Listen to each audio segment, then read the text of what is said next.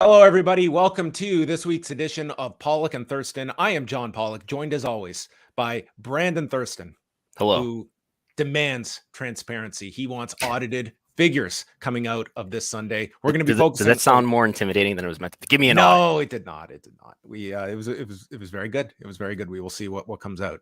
Have you somehow encouraged the WWE style press release to come out of AEW? Or are people going to blame you if we see a press release and they just decide, you know what, we're going for it? 120,000 people at Wembley.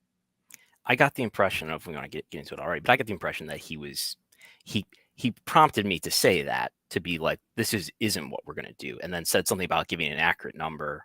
That was my read. Well, we will get into more about Tony Khan's media call from Tuesday, and I'm sure someone that will want to weigh in. Joining us for the first time on Pollock and Thurston, but no stranger to people listening and watching to our show, the man who is the landlord at the Haus of Wrestling, Nick Hausman, is here with us. Hello, Nick. Hey, guys. Thanks so much for having me on here. You are going to be sent some kind of award because you were by far the quickest confirmation for a guest. I think you got back to me in 30 seconds, and I can't thank you enough for guests that can confirm instantly. Hey, I'm so locked in right now. It's largely a one-man shop over at Haus of Wrestling. So, DMs, emails, I'm sensory overload right now, and it is far easier for me to just knock things off the list and move on. And this was a fun and easy yes. I was excited definitely excited to say yes and jump on. Well, I thought this would be an easier week because next week, wrestling takes over Chicago yet again. And I'm sure you're going to be a very, very busy man next week as AEW gets ready. Rumor has it, a second pay-per-view in as many weeks for AEW. There's this all-out event that will be the focus of next week.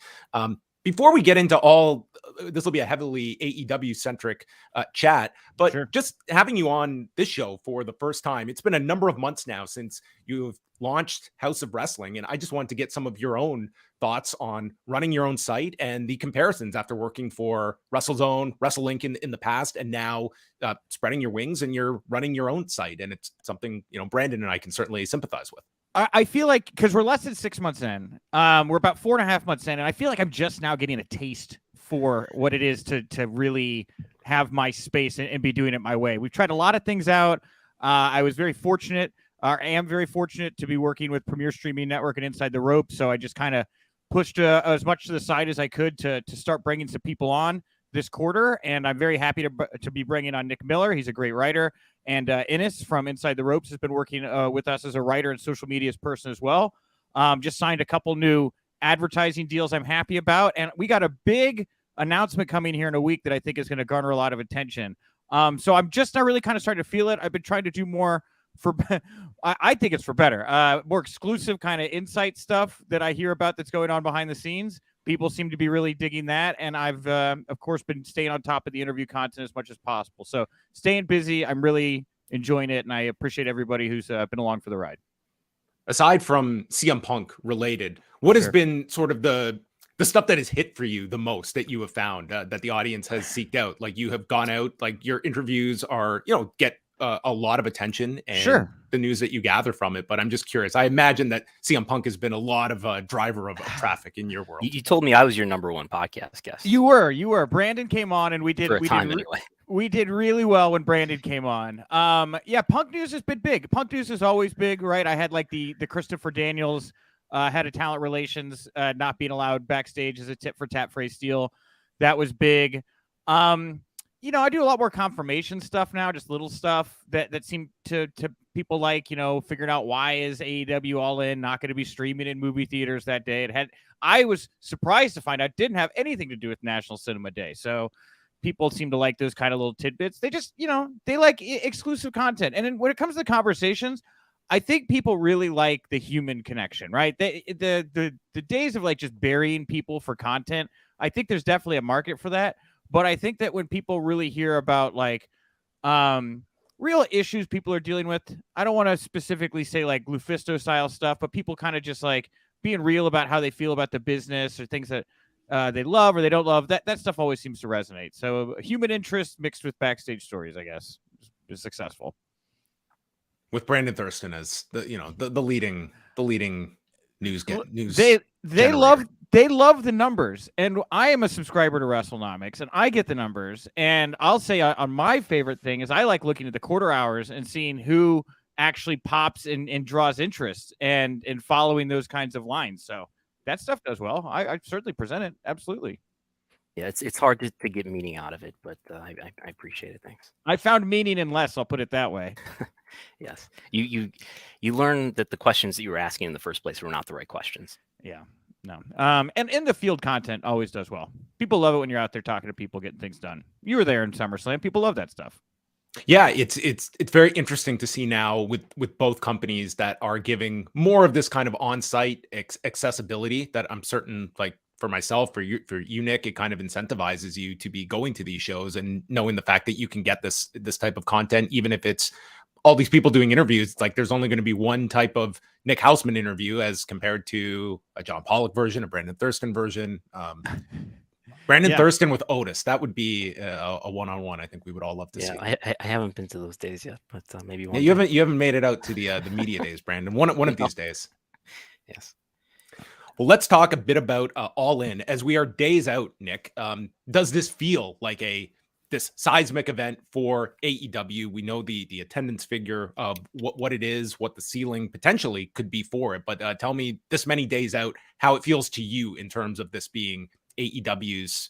Is this going to be a defining event that we look back on in AEW's history?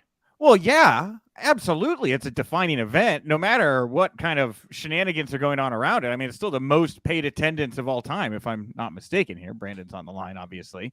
But, it's going to be historic for that reason alone.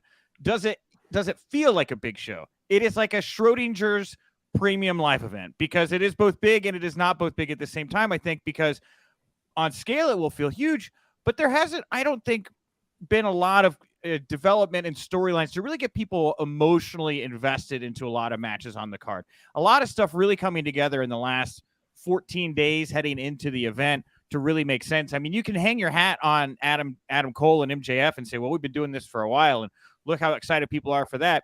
And which is a fine point. But for people like me that really like a clear defined heel face dynamic where I just want to see somebody I really hate get their ass kicked, that's not what I'm getting with MJF, Adam Cole, at least not as of now, right? So I think that there's definitely a bigness to it, but this has kind of become a refrain for AEW shows. We're right up at the finish line. There's a lot of last kind of minute changes or additions to the card. And it's a little distracting, but it always comes off well. But it's just like how it feels at the moment. I think it's kind of a little all over the place from an outside perspective. Yeah, and so the attendance, according to WrestleTix last estimate is about 76,000 tickets sold. So WrestleMania 32 probably did around 80,000, somewhere between, you could say, 74 and 86. In the middle is about 80,000. So WrestleMania 32 is above it, at least at the moment. Okay. WrestleMania 3, I've been doing some research. We'll talk about it more. Are there questions about that attendance at WrestleMania 3? There are questions about WrestleMania 3 in the Silver Dome. But I tend to believe Dave's reporting from way back of 75,600 for the paid attendance. So it's right in the ballpark of that and perhaps just over WrestleMania 3, but not ahead of WrestleMania 32. The current setup is 88,000 according to WrestleTix. So they could get there. They're about 80,000 out now, so they have 80,000 more perhaps to sell. They could surpass WrestleMania 32, but not yet. So they have not yet passed it. Man, this is so hard to follow. This is a horse race you guys got going over here with these tickets. I'm curious what the last couple of days is going to be like, because much like you, Nick, I don't know if there is a clear main event here with MJF and Adam Cole, but I don't know if it is any one match that is pulling people as opposed to the enormity of this show, its historic nature that it's going to be, and people wanting to be a part of this. I think that's as big of a draw as anything for the show on Saturday, and last minute people that are going to want to buy and even attend this show. Well, and the Cash Wheeler situation is so interesting to me because I totally understand going forward with it, right? Like this guy has not been, it's not fully flushed out. It's not been proven guilty, right? Pled not guilty. But there's like this lingering thing like, well, this person was taking photos of the vehicle apparently, and like the police report, and like we don't know if there's like video from traffic cameras or whatever it be, and even Tony Khan himself saying that he's still kind of collecting facts on all of this, right? It's a very interesting situation here with that. It's a huge distraction, you know, unlike other distractions we've seen with AEW. This one just feels a little odd, and with so much momentum behind that particular match, it's just really bad timing. It's just another thing I think that kind of distracts from the overall kind of punch that's coming along with the momentum of this show right now. And Tony said that there will be changes to the card, but I think he specified that the tag title match is not one of them. No, that is happening. Match. Yeah, and I heard that almost day one. I heard that almost day one from when it was going down, hours after it happened, because MJF put out that tweet, and he's like, you guys are still getting the match, and then they didn't take his passport, and then everybody I started talking to after that was like, I don't know that will do anything. I think it's all happening. So it doesn't surprise me. It's just it's just like a unnecessary distraction away from the event when you want the focus and the spotlight to be on the action and the performers, you know? So that's all. Do you sense that being any kind of a lingering issue tonight when Cash Wheeler's in the building, they're doing the face-to-face segment, or do you feel that this is kind of separating that story from what this audience is here to see, which are these two tag teams do their go-home segment? I mean, like, I don't know what's going to happen tonight, right? Like, do people do like chants? Do people have signs? Like, you know, there's like a alleged victim in this situation in like an actual case. It's very odd. Like, wrestling is an interesting space to be bringing somebody out that's kind of in his situation at the moment. I would think they would want to stick to the action at hand in the storyline. I don't think you'd want to call any attention to it. You don't do the Dominic Mysterio WrestleMania entrance with Cash Wheeler. You know, I wouldn't, at least. But again, like, you can only control so much in that space. I'm very interested to see how the fans, if they, I don't know, a lot of alcohol fueled at AEW events usually when I've gone. So. And John, you asked Tony, I think that the first question actually was about the Cash Wheeler story too. And then you asked him asked Tony if he knew about that story and the legal situation before everybody else did. And he kind of repeated his talking points of the first question, but I got the impression that he was giving the indication in a very Tony Khan way that he did know at least a little bit before everybody else found out. We actually have that clip. Do you want to hear? Okay, this is his answer regarding like the timing that I asked about. Because of the nature of it, I'll be honest. It's not like I've known for a long time what was going on here, but on the other hand, I have tried to gather all the facts and information, and I still think we don't have all the facts here, and I don't want to comment too much on the situation, but we're still gathering information, and that's what I've been trying to do for the several days. So there you go. That was Tony Khan responding. And I mean, he doesn't say it in so many words, but I took that answer to be that it was, if not at the same time we were all learning about it, Tony Khan didn't have as much of a lead time beyond the public learning about it. And certainly not the sense that when this allegedly occurred, I believe July 27th, that he would have been made aware of it that early. So that's another curveball that's thrown into this. I mean, if Tony Khan is finding out about this weeks, if not more, after the fact it occurred, I mean, that certainly is another aspect of this story about Tony Khan being alerted about this. I worked diligently to try to find out if Tony knew about this or if Punk knew about it, or Dax for that matter. I do know that there were people I thought would know that literally responded to my messages and were like, what is going on? And I was like, oh, you definitely don't know then. And that is wild to me. If Tony didn't know, and like, let's realistically call out what a hypothetical here is, right? Like, this guy knew he had a warrant out for his arrest and he hid it from his boss for like weeks. Is that possible? Right? Like, I don't know what happens in that situation. The only thing I can compare it to is like the Enzo Amore thing, right? Where he had an accusation against him and didn't tell him, and then it bit him in the butt, I think, at the Raw 25 anniversary thing, and they were like, you're a huge headache. We're going to part ways. Now, Cash Wheeler is very different than Enzo Amore, obviously, right? But like, concealing something like this that you don't want Nick Hausman reaching out to people in your company and they don't know what's going on, right? Like, it's just bad publicity. It's a bad front. You don't want stories about people not knowing what's going on, being taken off guard by this.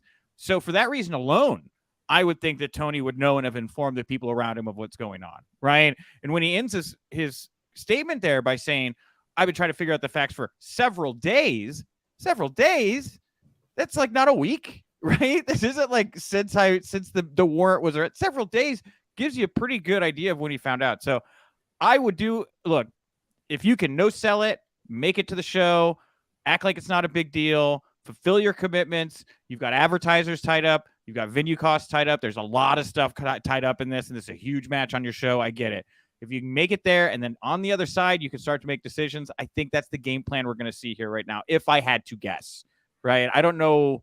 I don't, while this is all going on, and it's like a fluid situation where you worry about a video or a photo coming out or something like that, I don't know. I would absolutely put a pause on things for the moment, but I know not everybody feels that way. And have we mentioned like what the charge is? He's charged with 1 count of aggravated assault with a firearm, and the allegation is that he pointed a handgun out of the window of a car while driving. Yeah, while driving. Yeah, pulled over to the side lane, right? To get up next to this guy's car. And it's all alleged. There was like the whole thing where the person who is alleging it has photos of the vehicle. And then what they do is they go into this Elvis system, if you read the report, and they put together randomized photos of people that look like Cash Wheeler. And they put Cash Wheeler's photo license in there. And then the person goes over and says this person, and the car matched Cash. And so that's how you have reason to believe that it was probably him in this situation. The gun thing, I don't know how you prove that. Did they find him in time to find a gun in the car? Whatever it may be. There's a lot of still unanswered questions here.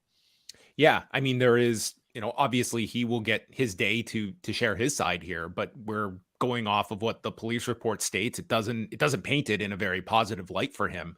But at the same point, the point you bring up, Nick, about, he has not been convicted. I can see both sides of like AEW. Just listen, we're going to wait till this settles itself out. Certainly we have seen other situations involving wrestlers where legal issues have occurred and they have just continued onward with them. And this it's a major match on the show. And if he is allowed to be in the country, it's, they are not breaking any codes or laws by continuing with this. So it's certainly a situation though, that it's, if convicted, then that does become a larger issue, because that may affect, future abilities to go to foreign countries. Yeah. And look, we are days away from All In, and this is the conversation we're having, right? Like much like the backstage Punk Elite stuff and other stories that have emerged, like there's always some kind of other story out there hanging around AEW that people are talking about that's not always on the action. And for better or for worse with WWE, they have done a great job of locking that down. Their focus stays on story stuff. Like when people are talking about that company by and large these days, it's debating the merits of whether or not we're in the bottom of the third of the Roman Reigns bloodline stuff, right? Like that's the extent of people really getting upset. I mean, unless we could, of course, both of us had wonderful conversations with lawyers recently about the UFC class action suit and everything like that, right? But outside of that kind of discourse, it is the WWE does not deal with these issues, and it is just something to look at with AEW, whether it's the Cash Wheeler situation, whether it's the Elite CM Punk situation. There's always some other thing going on out there that people seem to be talking about that is not their product. It's weird. What is it, like, not an easy answer to this, but what is it about that, like this lingering story that has allowed it this constant oxygen, whereas something that I would deem like infinitely more serious in terms of like the Vince McMahon scandal, that here we are, and we're not talking about that on a weekly basis. It's not this persistent issue that permeates throughout WWE. It's he's back in the company. It's like this stuff happened or allegedly happened. And it's not something that is an anchor on the discourse about WWE. But in AEW, like this locker room drama is a weekly occurrence. And it is worth mentioning that Vince is under, it sounds like he's under grand jury investigation. I wouldn't be surprised. He could be indicted. He could be indicted on a moment's notice. They've done a really good job, though, of isolating Vince. I mean, until he came back with part of the Endeavor deal and everybody went all cattywampus backstage because of the decisions he was making, they've done a really good job of isolating him, right? And when things got hot, there were like a couple months there where he was around and people were upset. They slowly backed him away, and we haven't heard a peep since the spinal surgery and the grand jury subpoena and the warrant for the search of his house and everything like that. We haven't heard anything about it, right? I would be surprised we don't hear anything about Vince here for a while, to be quite frank, because they are being, like, again, so conscious of the public narrative and keeping it away from things that could be disruptive to their business, especially at such like a pivotal time. And you'd think AEW would do the same because they got a big bag of cash on the line as well with WBD. But there's always some story, man. There's always some story. And I mean, that does set the table for tonight, where you will have all parties under one roof, all under one roof in Duluth for Fyter Fest tonight, where we have a Collision taping following Dynamite. So, I mean, that in and of itself becomes a story, just the fact that all these contentious parties are under one roof tonight. I hope for the sake of everybody that they can find a way to put it all behind them, you know, and it doesn't seem like it's Punk and the Elite anymore. It really doesn't. It feels more to me like Punk and the Young Bucks, you know. I mean, I think that Adam Page is like annoyed by this, but he didn't throw hands. He didn't go in the back, get in this fight, bite nobody, you know. Adam Page stayed out of that. Kenny Omega, he was in there. He got bit. He threw down, but I've heard that Kenny's not the one that's really like harboring the same kind of malice or resentment towards Punk. It sounds like it's you know, I don't want to say one or the other because I'll get people upset, but you know, I think it's more of a Young Bucks CM Punk situation at this point. And if the Bucks, you know, can find a way to find it themselves to want to do this and put it behind them, I think that we can get rid of a lot of this narrative, you know, let the wound start to heal and move on past it. But as long as the Bucks, you know, and they may have very good reasons for it, right? And I think that they very well might, for what it's worth. But as long as they don't want to sit down at the table, we're going to keep hearing these stories, man. And there's going to be this long drum of, oh, they don't want this person around. Oh, they don't want that person around. Oh, this decision. Oh, we got tacos and catering. They got steak, whatever it may be. You know, you're never going to hear the end of it as long as there's that division there between the top entities in the company. So there you go. There's a voice in my head that wants to point out, like, well, isn't all this drama in AEW, it's overemphasized? Maybe, you know, it's spun up by media and the wrestling media, and it's not given the same focus it would be given if something similar were happening. Perhaps there are, to some extent, you know, the Vince story. There's similar things happening in WWE that don't get the same attention. I think there is something to what's happening in AEW in terms of there's more of an equality of power between the people that we're talking about. Punk has proved to have a lot of power here in terms of being able to come back and get Ace Steel his job back, and the EVPs have a similar amount of power as opposed to WB, I guess, which, you know, the power is much more consolidated by the executives. Well, the Elite have power in the sense they've been working successfully as in a group. Like, it's like the Friends cast, right? They all work as a, so even if you want Kenny to do something more than the Bucks or Bucks more to add, it doesn't matter. They're all a group, so you're dealing with them as an entity as a whole, right? Which has been effective for them in the long run. You know, it is one of those things where I hear a lot that, you know, if Tony just likes you, you can get more sway, right? Which is more like early mid 90s kind of Vince McMahon in the roster kind of relationship stuff, as he kind of moved himself away from the boys a little bit more and they went public and things like that. You kind of heard a little bit less of that. You still have your Brock Lesnar stories and things like that, but it's not as rampant as I feel like it once was. It's a lot more corporate. It's about to get a lot more corporate with Endeavor taking over. But there's still like a big degree over in AEW of, you know, if Tony's cool with you, Tony likes you, you do more stuff, you can get away with more stuff. That's the way it seems, at least. That's what I hear. If you go back multiple months and you looked at what is the outcome going to be of all of these divisions within the company, I think like your worst case scenario would be the fact that you could just upset both of these parties, and it could have just been the loss of talent. And Tony Khan has been able, for better or for worse, to get all these people back to work. You have been able to re-sign the Elite. You have re-signed FTR. People have reason to believe MJF is probably locked in.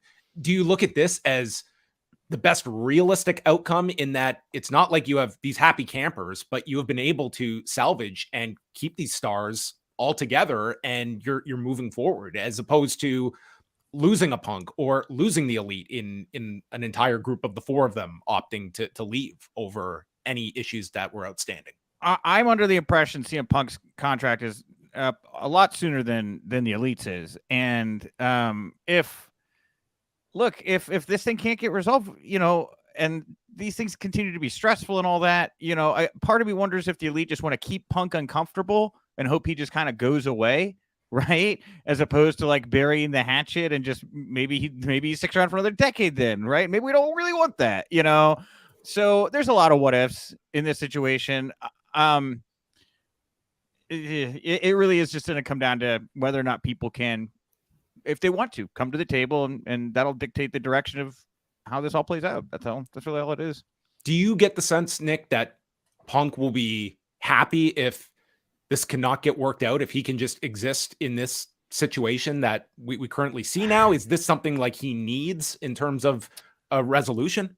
I think that if both sides had space to do their own thing and they weren't messing with each other, then I think it's totally possible, right? And Punk's no saint here either. The Adam Page stuff, the comments didn't help, and obviously apologized for that to Adam Page and everything like that. But it's not. It's the politics of pro wrestling, right? Some people really flourish in that space, and they know how to talk to people and get their narrative out, and they're always on social media, and they're always engaged, and they always know just the right itch to scratch and everything like that. And then there's other people that just want to show up and do their job and not deal with politics. And I think that's really the division here. And it's almost like a generational thing in a way. You look over on the Collision side, it's, people that have maybe been around a little bit longer, maybe had some WWE time, right? Maybe know that if they can build some people up around them, right, that's going to help them in the long run on the business. And they just want to show up and do their job. Even Jim Ross said, like, AEW Collision, the backstage area is calmer, right? He's like, it's just calm. Everybody shows up, they're quiet, they're in corners working on their matches, they go out there, do their job. Dynamite's a little rowdier, it's a little younger, right? They're a little crazier over there. And it's just a difference of personalities, cults of personalities, if you will. It sounds like to me like, you've got these two parties that have issues with each other and they haven't been resolved. And supposedly Punk has wanted to have a meeting with the Young Bucks. Maybe there was a meeting recently that he wanted to attend that would have had them in the room. He was denied that.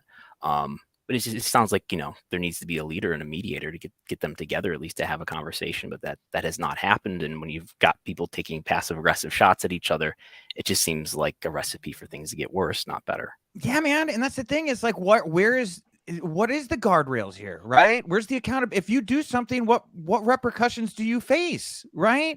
Because if the repercussions are you're going to go home and you say, great, I'll see you when my contract's up, and then maybe never again, like, that's in a bad spot too, right? So it's really, it's.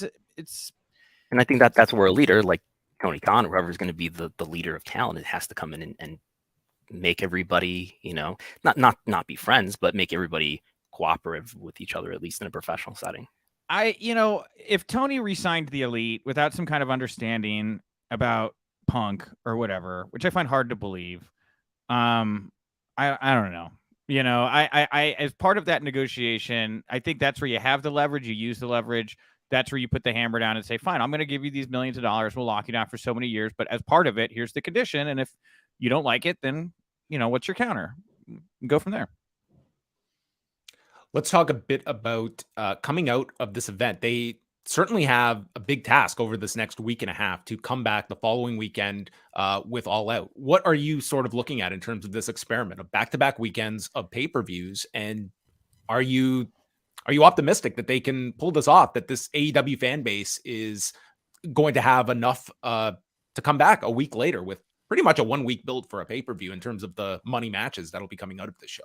I'm as interested as anybody. I mean, it's all going to be an execution. You got two Dynamites. You got tonight, you got next Wednesday, you got a couple collisions in between to keep the juices flowing. I would think there'd have to be something coming out of All In that rolls into All Out in some way, whether or not it has to do with MJF or Adam Cole or something with CM Punk would seem obvious since they're returning back to Chicago. I just worry about burnout. I think it's just so much wrestling. And I know that every so often throughout the year, it all just kind of piles up. And right now, this is the time of year where it all just seems to have piled up again. It's just so much wrestling content, and I do worry about Payback being the night before All Out. And, you're going to have people that have watched, so much premium pro wrestling content by that point. It's going to be a tougher sell. All Out will be this year, just bottom line. I think it'll be a real fun show. I'll be there. Right. I'll be there too. See you there. There you go. Right. We'll have a good time. Be there till 4 o'clock in the morning, you know? That's right. But no, I think it's, I don't know if it was just like the scheduling all just kind of, if we wanted to deliver on promises. I'm not really sure how we got to this situation, but it just doesn't, I mean, it's just a lot of pro wrestling content, a lot of high level pro wrestling content that you're being expected to put out. Seems tough, man. We'll see. I would speculate that Wembley was available at this time, which just happened to be the week before Labor Day. And if they wanted to do a stadium show in the UK, Brandon, we're getting a bit of interference on your microphone. I don't know if it's you sound like a Jedi or something like that, like a robot Jedi. All right, we will effort to work through this. But the other question, Nick, is that let's say they end up, like, I think everyone looks at All In that, you know, pay-per-view wise, I think it's going to be a very, very successful number. And let's say All Out does a respectable number. Like, what do you take if you're AEW in terms of your pay-per-view output and the idea of selling these two pay-per-views in such close proximity? Like, does that kind of change your focus on what kind of appetite this audience has when this is an extreme example of presenting two shows so close together? I worry about oversaturation and burnout. You know, their viewership hasn't been going up on Dynamite year over year. And Brandon is here on the line, obviously, and he's going to be right back and can probably better assess the comment I just made there. But I just worry about just keeping people on the hook, right? I mean, if it does well, if this whole thing worked out, we're doing it all at once, maybe you made some more money, fine. But I don't know how many times you can go back to that well, right? I think Tony started off with this model. People really liked. You had your 4 big events a year with 3-hour shows. By and large, he wasn't, or 3.5. He wasn't pushing to that 5-hour mark. He was very proud of that. And over time, right, it's become more shows, and they're longer shows, and there's more people on the shows. And it's a lot of stuff that we didn't get in the beginning. And I do wonder if we're pulling the rubber band too far in one direction here at the moment, and it risks breaking. If that makes sense. Well, I don't think Brandon is breaking anymore. He is back with us. Am I better now? Oh, you're better, buddy. I've been cured. HD sound. Well, the question I was asking Nick as well, to be curious your thoughts, Brandon, is that if these two pay-per-views, both numbers come back and they are, you know, at or above whatever your expectation level is, do you think that informs AEW about its pay-per-view content? Like, we've seen the idea thrown out of, could you take a pay-per-view and do a 2-night event once a year, for instance? Like, if these pay-per-view numbers are strong enough, is that telling you something from your audience that you could pull off something like this and continue down that path? It's encouraging towards the idea of a 2-day pay-per-view. And we have indications from Tony Khan, who had an interview on CNBC International, where I don't have the quote in front of me, but he gave the impression that pay-per-views, pre-orders of pay-per-views are among around or just under the number 2 the best that they've ever been, which was probably All Out 2021. And I know there's a report about 90,000 supposedly pre-orders. I've been told that it's not as big as that, but I do get the impression that it's doing a lot better than usual. Yeah, it is encouraging toward the idea of doing a 2-day event. I don't know if you want to do, I wouldn't want to do this again, do back-to-back weeks, but if you've got a big enough event once a year, WrestleMania is doing it, obviously, then, and maybe there's something to do next year around, if you want to make All In your WrestleMania brand, which there hasn't been any direct talk from anybody in AEW about that, but I think they should, that they're going to do this stadium event. That's going to be one of the biggest pro wrestling shows ever. All In was one of arguably the most important wrestling shows in modern history in 2018. I think that's the brands to make your WrestleMania brand if they want to do that next year. And if this does well enough, I wouldn't be opposed to a 2-day event and put both days on pay-per-view. What would you see, Nick, a big stadium event in the US doing for AEW? It's hard to forecast where they are a year from now, but just off the brand of All In, this is one thing, your first time in the market in England, but do you think like they could pull off a major stadium event in the US with this brand? Oh, absolutely, man. AEW fans are nuts. When they launched this Wembley Stadium show, everyone was like, oh, I don't know if they're going to be able to fill it. Oh, that's a big place. I was like, are you kidding me? There are people that would sell kidneys to be a part of anything that is AEW history related, right? They just want that ticket stub. These people this is a hardcore fan base, right? And I think you could absolutely do All In Detroit, All In Philly. Once a year, you're not trying to do what WWE is doing, which is like 4 or 5 stadium shows a year or big arena shows a year.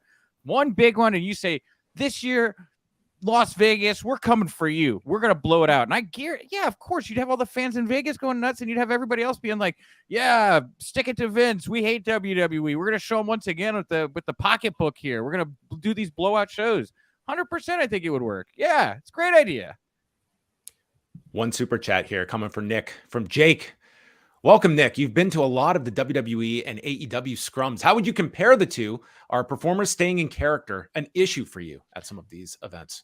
Definitely more in character stuff at WWE. The AEW ones are a little bit less guarded, and it depends a lot on the performer as well, right?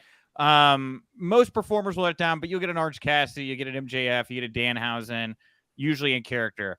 I think that I like the pacing of WWE press conferences, even though I don't always get my questions in because they go a little bit quicker, but they're easier to digest. Usually there's the big talking points get addressed, unless it's like the big talking points with the wrestlers get addressed in WWE stuff. I could sit there. I could use a little more time with Paul, Triple H, Levesque. That would be great if we get a little more time. Unless you're Brandon Brandon Thurston, it is tough to get a question in at those WWE ones. You know, I got one in. I don't know if you remembered it at WrestleMania with him, and I don't think it went that well. But anyway, he threw right to you. He said, "Let's get it over with." I know, yeah, because that's what a man who's happy says. Let's get it over with, right? I said that before my epidural last week. All right, that was about the merger. Yeah. Yeah, exactly. Because it was heavily rumored at that time, or maybe reported, but not finalized. It was that Sunday. It was the second night. It had been the report had gone the out. Ink wasn't even dry on the. I think CNBC had reported it by then. I showed up in that press box. I had a skip in my step. I looked at John Alba and I said, "This is gonna be a great night." He's like, "What are you talking about?" I was like, "You'll find out later." I didn't want to tell anybody I was gonna ask that question. Let him scoop it from me. Anyway, WWE ones, they're a little quicker, a little easier to digest. Largely, the big stuff is covered. AEW stuff is interesting. The talent is very open by and large. Tony obviously does his best to give everybody time. My favorite memory of doing an AEW media scrum outside of the legendary CM Punk one was talking to Okada. And it was just like you're in a room with somebody you know is just walking history, and you're like getting a chance to ask them a question. And I thought that was a very cool moment. But by and large, yeah, I think that storyline wise, it just kind of depends on the performer. There's a little bit of that in each one. And pacing wise, yeah, the WWE stuff, I think just kind of clips along a little better. I think I speak for all the press, where if it's after 2:00 in the morning, we're done, right? Like, it's fine. It's okay. It's all right. Forbidden Door was that was a rough one on Brandon, who had to drive home to Buffalo afterwards from Toronto. Yeah. I had a 2-hour drive that I did then, but yeah. I like to go get a victory drink after media scrums because I usually send off the timestamps and stuff. And the last couple of AEW pay-per-views, all the bars have been closed. It's sad. And then I go back to the hotel and I'm like, "Will you guys give me a beer?" And they're like, "No, it's too late." And I go, "Fine. I'll go to bed." Fine. Anyway. So we haven't seen CM Punk at a press conference since the one that we were both in the room for almost a year ago. Yeah. He's wrestling Samoa Joe on Sunday. Probably going to win. Usually the winners, or some of the winners, I know not all of them, but some of the winners do attend, our subjects in the press conference. So maybe he's there. If not there, it would be kind of surprising if he's not at either one of the post all in press conference or the post all out press conference in Chicago. And I think you got that situation. I think you got to do it all out. I mean, you got to do it, right? I would. Catered by Mindy's. I think it's what a full circle moment that we could have. And that's the thing, John, is I would do it all as lighthearted, jokey, all smiles as possible. Cater to the press. Oh, we got Mindy's Bakeries. Oh, do you want some lime spindrift? Right? Really lean into it. Let Punk come out arm in arm with Tony Khan. Maybe they kiss a little bit. And then they do just this glowing, wonderful, positive, and then he says nice things to Brian Alvarez, right? Like all kinds, just bygones be bygones. Public showing a year for the year to the day, and maybe that'll dig the hole that the hatchet can be buried in eventually. Well, we'll isolate this clip and see if that's the outcome of the press conference. I'm going with the under on that one, but we could certainly see the man has been maybe he's just been tied up all these pay-per-views. Doesn't have time for these press conferences after. I'm sure it's just been timing issues. I'm sure it's timing issues, 100%. Well, we are running out of time, Nick, but I definitely want to get all your info out there for people to go check out Haus of Wrestling. It is on Tuesdays and Thursdays on the Premier Streaming Network. Some of the best interviews out there. And of course, Haus of Wrestling is where it all goes down. Yeah, and you guys do an incredible job on the business. When you asked me earlier what people really like, I should have said business stuff because that's a very obvious layup there. Contract talks. We tried to do a bit of that. As I mentioned earlier, I got to do this conversation with Lucas Middlebrook, who I believe you've talked to before as well, John. He is a labor lawyer. He worked with Leslie Smith on the UFC unionization attempt. She attempted and ended in 2020.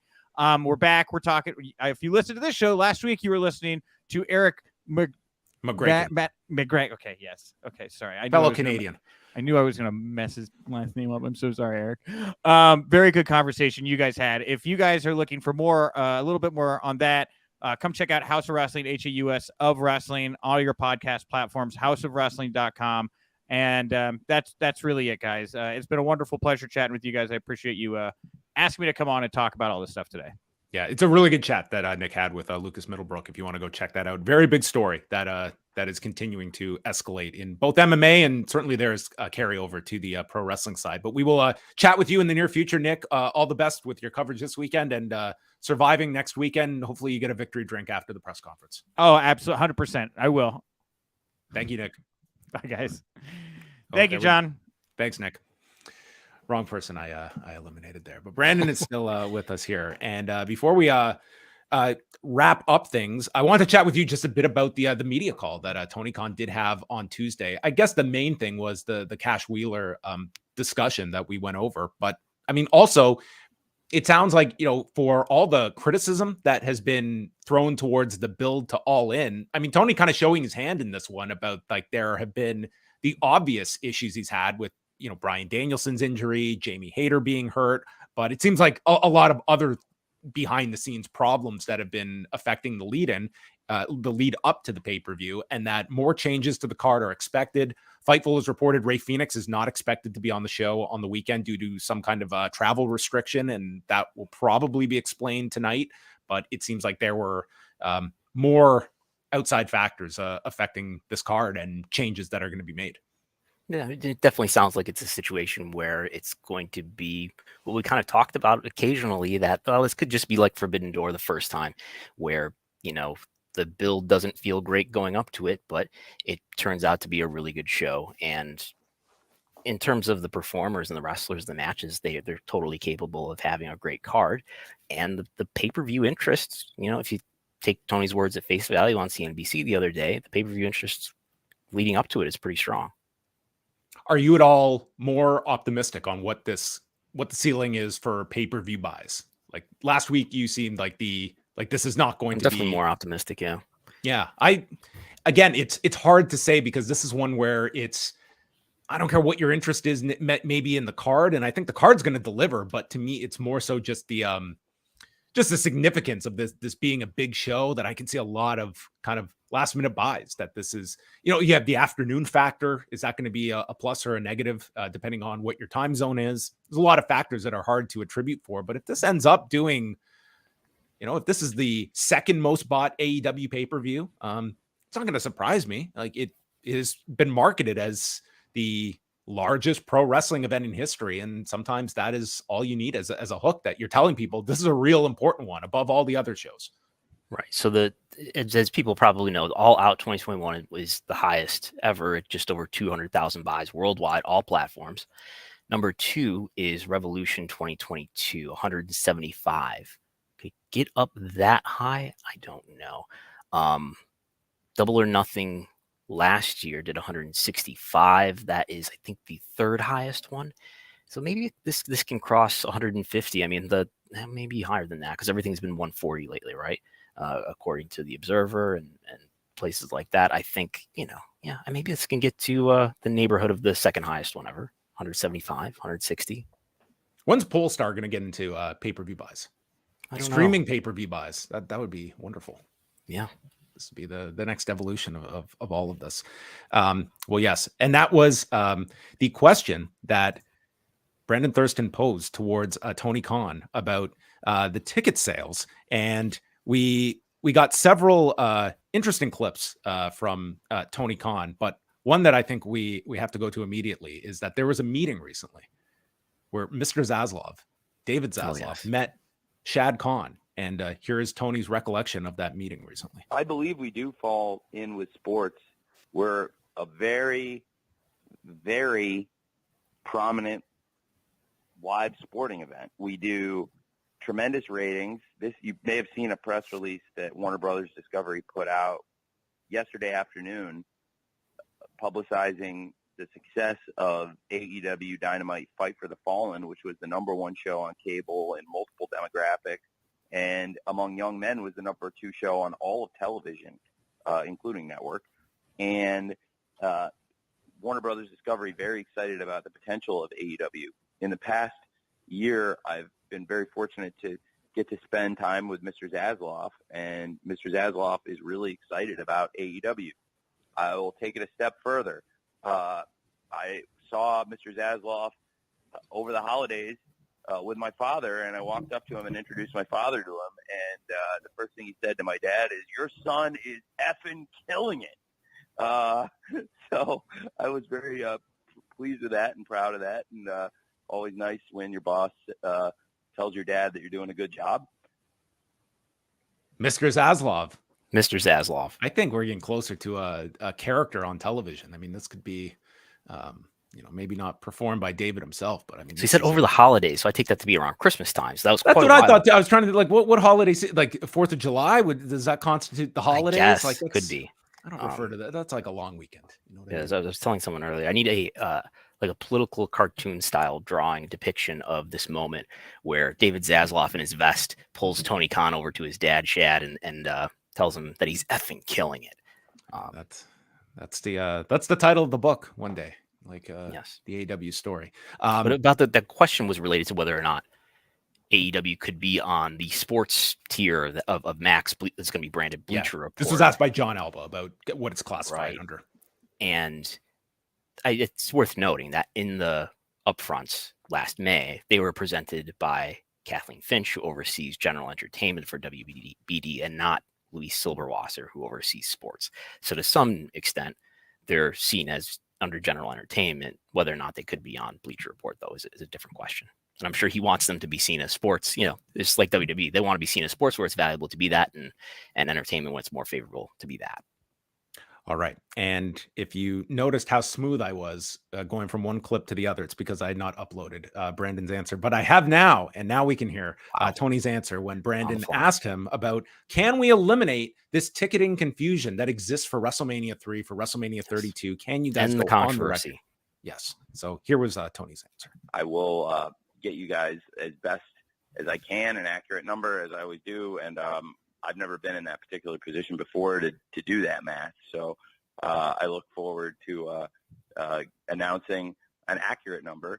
And I'm not sure how long it'll take us to come up with it, but I'm very excited to have a good number for you guys on Sunday. And hopefully it'll be a historic number that we can all get excited about. But honestly, whether,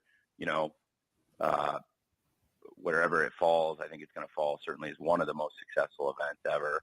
And, it's not about really nickel and diming. I think it's about packing the stadium, which we have done. And it's a very, very important milestone for us. So if you take that answer, it sounds like they are not going to come up with some fictitious number to just pump their chest out. But it remains to be seen if we will get a very thorough breakdown of what in fact they draw on Sunday. Like it's an enormous accomplishment, and I guess it will be it remains to be seen. Worth noting in that CNBC interview how Tony Khan went out of his way to state, in the UK, we are not the challenger brand, we are the industry leader. Yeah, I mean, I'm not in the UK. We talked to Stephanie Chase a few weeks ago. She lives in the UK, and she gave us her opinion that WWE is still very much the leader, despite what Tony is trying to stress there is that they're on a higher reach network in ITV, and they have higher viewership for Dynamite than Raw or SmackDown do, which is on TNT Sports? Is that what BT Sport is called now? UK yes, fans TNT Sports. Remind us. But yeah, as we alluded to at the top, he responded to my question, asking me to say what WWE would do, and I said they would issue a press release with a number that includes ushers and ticket takers and personnel and all of that. So it sounds like no big inflated number. I will say they've announced a couple pay-per-view attendances, that were a little bit higher than what we can verify through Polestar or through WrestleTix, but not, I mean, we're not talking about a 10%, 20% increase, which is what it looks like WWE does for their stadium events. Yeah. Should we put the public call out for anyone that is attending the show on Sunday to take as many photos from as many angles as possible? Send them to Brandon Thurston, send them to WrestleTix. Yeah, I mean, having WrestleTix now seriously is a lot more helpful for obvious reasons, but just that we know what the capacity is of this venue, whereas it's harder to piece together for the pre-WrestleTix era, where I was talking with Mr. WrestleTix himself the other day, being like, could you give me? We were trying to look at what the capacity was or is of AT&T Stadium and things like that, just because what was the configuration? Was it enough to get to 80,000, 100,000, or whatever? So there you go. Hopefully we will not have a several decade long controversy that comes out of All In at Certainly Wembley will. Stadium. There's no avoiding it. Especially with AEW and WWE tensions as high as ever. I'm sure there will be a ton of disagreement and drama. There will not be a generally accepted attendance across fandoms. I asked Wade this on Monday's show. Do you feel that All In opens with Tony Khan's Vince McMahon moment from WrestleMania 3, where he's in the middle of the ring to introduce the show?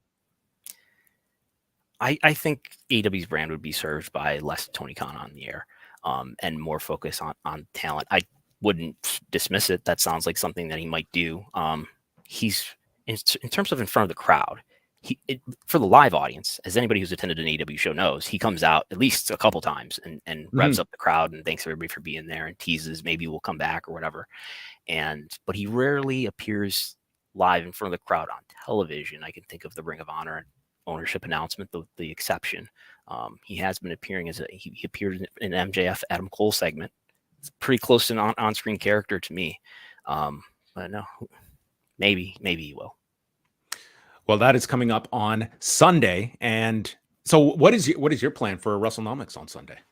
Are you going to be, I guess you'll be, if you start at 11. We're going to go head to head with the 0 hour buy-in. Yeah. What's it called? Yeah. We're going to go head to head. We've got I don't know. We might have an abbreviated show, maybe a little bit shorter than usual on Sunday for subscribers only at 11 a.m. But yeah, I've almost thought like, man, should I just record it afterwards? But that's the plan right now, is to do it at the normal time. Are you watching All In? Certainly one way or another. Yes. But my local Dave & Buster's, I've looked it up. I could go there. Movie theaters, not so much, as Nick has reported. But lots of Dave & Buster's locations do have the pay-per-view, including one not too far from me. And then the following weekend, it is Payback and All Out. And yeah, it's going to be very interesting to see how they come out of this show. Are you guys going to Chicago? Did I mishear that? No, Okay. We're not going to that one. No. Okay. Our plan to go to Philadelphia next year. That is the plan. Yeah. And I don't know about anything before then.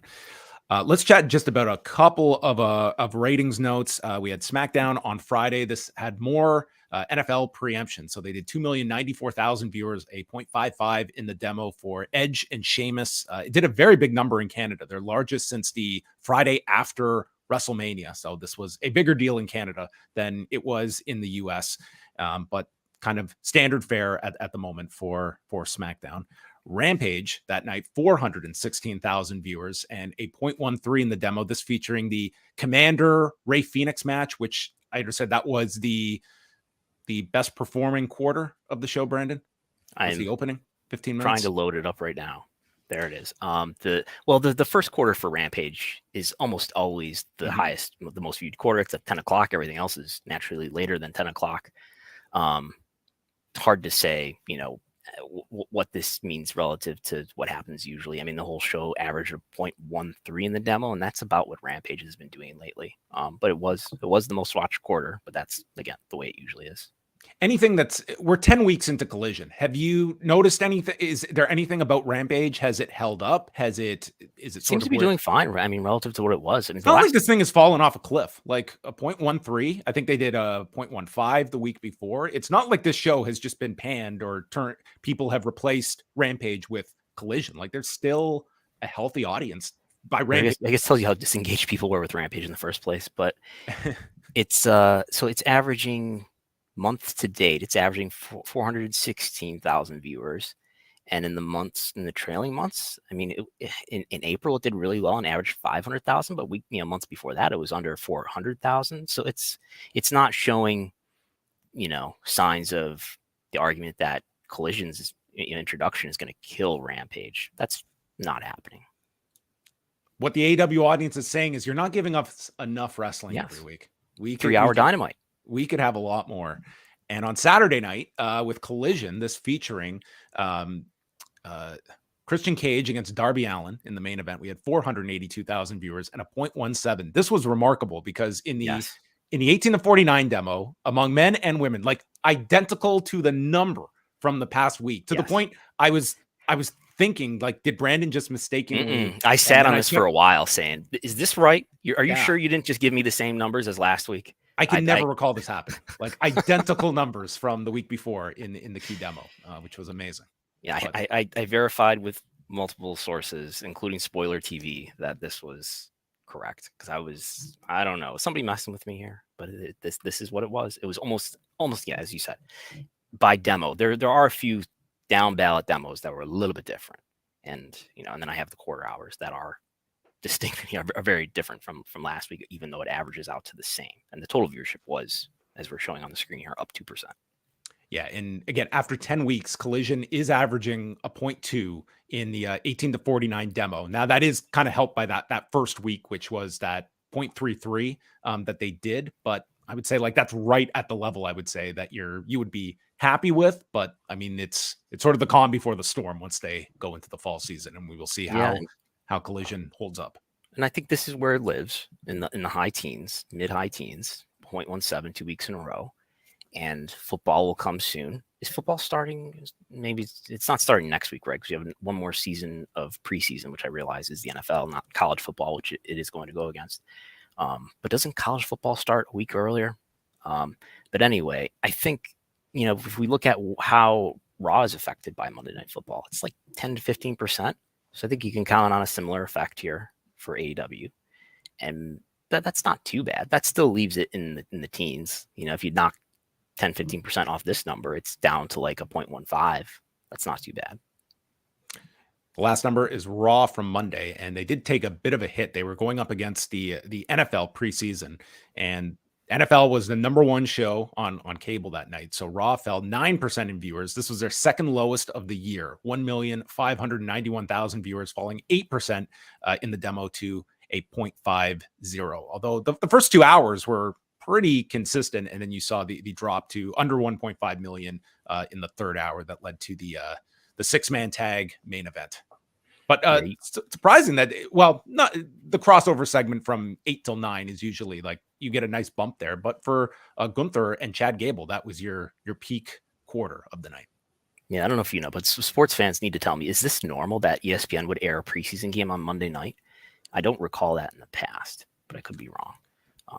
I do. Yeah. It does seem like I'm the wrong person to ask, but I believe you're right. And I think we might have a college football game next week, Monday, which is usually what happens in years prior. I'll have to look into that. But then regular old Monday Night Football will be starting the week after that.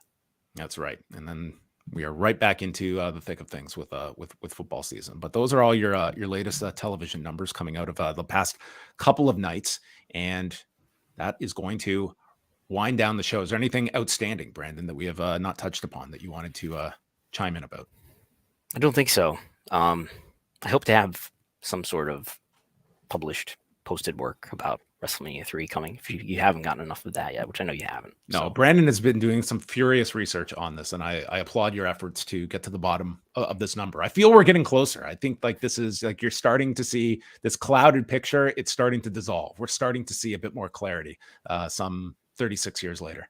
I think you said if you could get into that building, into the Silverdome, which is now demolished, it should start it off with like a scene of this is what the Silverdome looks like today, just a field in Pontiac.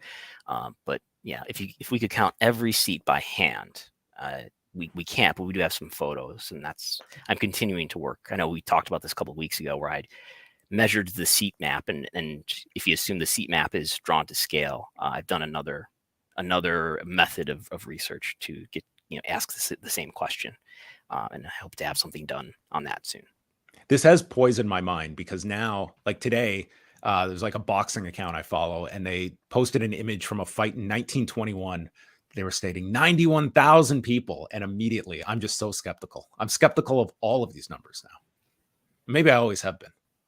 But at this point, what is the capacity shoot of all sports are just drowned out by the fact that somehow there's a legit winner and loser.